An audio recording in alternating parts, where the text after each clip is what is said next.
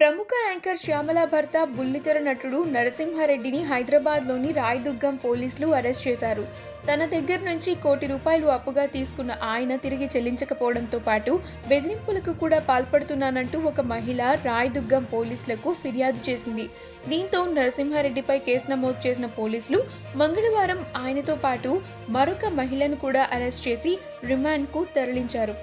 నరసింహారెడ్డి 2017 నుంచి తన వద్ద విడతల వారీగా ₹1,00,00,000 వరకు అప్పుగా తీసుకున్నాడని, తిరిగి ఇవ్వాలని అడిగితే బెదిరించడంతో పాటుగా తనపై లైంగిక వేధింపులకు కూడా పాల్పడ్డాడని బాధితురాలు రాయదుర్గం పోలీసులకు ఫిర్యాదు చేసింది.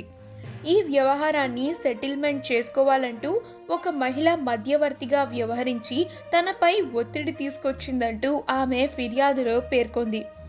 దీంతో రంగంలోకి దిగిన రాయదుర్గం పోలీసులు నరసింహారెడ్డితో పాటు మధ్యవర్తిగా వ్యవహరించిన ఆ మహిళపై కూడా కేసు నమోదు చేశారు. మంగళవారం వీరిద్దరిని అరెస్ట్ చేసి రిమాండ్కు తరలించారు.